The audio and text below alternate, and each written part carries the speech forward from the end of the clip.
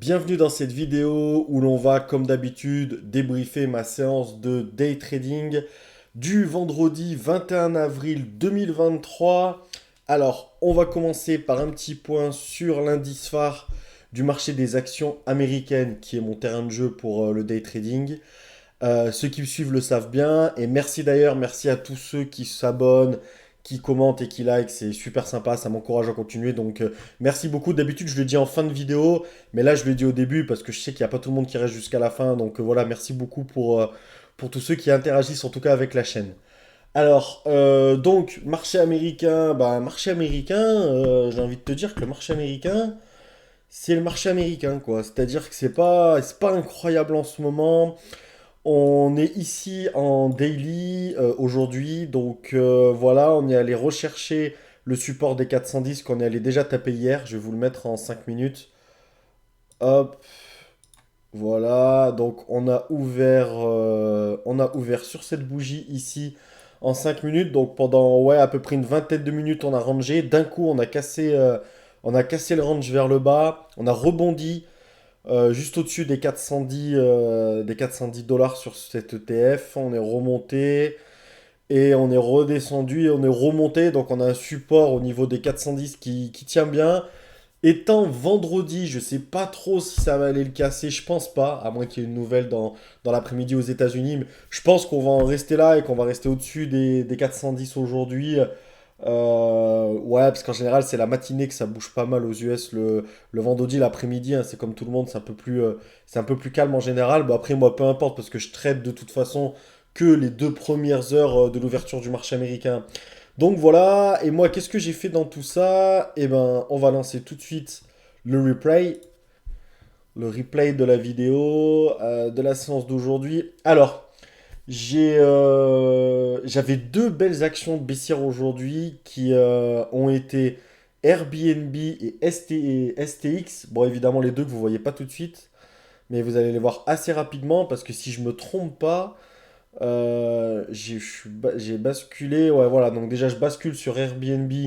Vous la voyez ici sur le graphique en bas à gauche et je devrais pas tarder à basculer sur STX ici sur le graphique en bas à droite. Voilà. Alors, qu'est-ce qui m'intéresse? Qu'est-ce qui m'intéresse sur STX? Alors, bah, vous l'avez vu, le marché est parti bien baissier au bout de 15-20 minutes. Malgré tout, pendant alors, hop, pause parce que ça va vite. Malgré tout, pendant ces 20 premières minutes où il était dans un petit range, je suis très attentif aux belles configurations sur des gaps baissiers, notamment des configurations de gap and go, que ce soit sur des gaps baissiers ou sur des gaps haussiers. Et là, tout de suite, sur STX, j'ai une super belle configuration. Alors, action, alors vous allez dire, c'est pas incroyable, mais qui fait un petit gap de moins 1,5%, mais en daily, elle avait bien baissé hier. Et du coup, elle était vraiment dans la continuité de cette grosse chute. Donc, j'étais vraiment baissier sur STX aujourd'hui. Après, par contre, comme d'habitude, il faut attendre une belle configuration technique en intraday. Et c'est typiquement le cas, c'est-à-dire qu'elle remonte dès l'ouverture, elle remonte un petit peu vers le cours de clôture de la veille. Elle m'indique, on va dire, un petit niveau de technique en dessous des 56,30 $. Donc elle remonte dans un premier temps vers les 56,70 $. Dès qu'elle casse, pour moi, ce niveau des 56,25 $ notamment précisément, c'est une configuration technique que j'ai vue de nombreuses fois et qui signale en général un gap and go. Je dirais qu'il y a une probabilité de, ouais, bien un bon 70% de chances que ça se produise. Donc voilà, typiquement, c'est du coup un trade que je prends.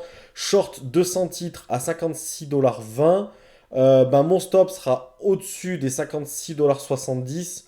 Donc on a à peu près ouais, 50 cents de stop, soit à peu près 100 dollars, pour aller chercher, surtout s'il y a un bon mouvement, les 55,50 $. En tout cas, c'est ma target dans ma tête, les 55,50 $, ce qui me ferait pas loin des 150 dollars. Donc le risque-reward, on est bon. La configuration technique, on est bon. Belle configuration technique de Gap and Go. Donc c'est parti, j'ai pris le trade et ça va y aller assez rapidement et même de manière assez top. J'ai pas trop transpiré sur ce coup-là, on va dire.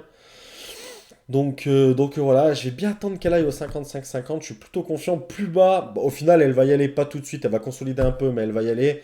Mais voilà, pour moi, c'est un très beau niveau. Donc je sors sur STX, voilà, 145 dollars de gain, donc super trade. Ça fait 9 minutes que le marché est là ouvert, donc premier trade magnifique. Et j'ai l'opportunité de faire un second trade, mais j'hésite, on est fin de semaine. Je fais une journée, une semaine qui est pas dégueulasse. Alors normalement, ça devrait pas rentrer en ligne de compte, mais c'est rentré dans ma tête et j'ai hésité un peu sur Airbnb et je l'ai pas pris. Donc voilà, c'est dommage. Je vais vous avancer un peu. Un peu la même configuration que sur STX. Ouais, c'est cette configuration-là. Ah, bah alors, Airbnb, on est ici.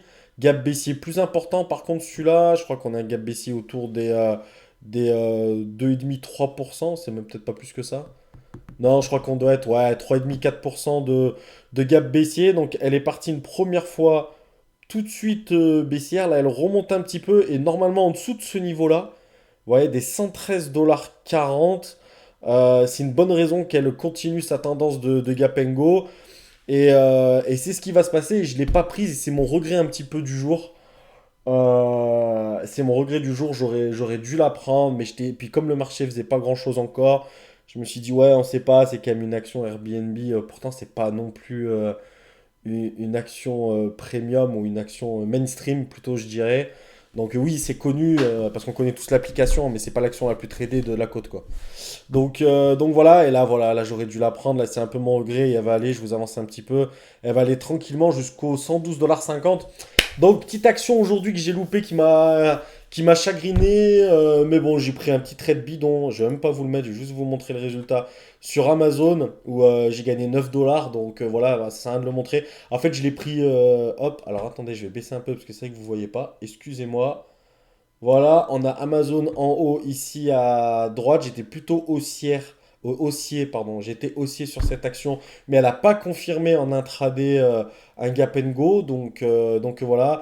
Et ici, j'ai cru qu'elle allait remonter. Je l'ai prise, mais finalement, le marché il tergiverse un peu. Je suis sorti quasi flat avec 9 dollars de gain et j'ai bien fait parce que je vais vous avancer un petit peu, mais ouais, elle est pas.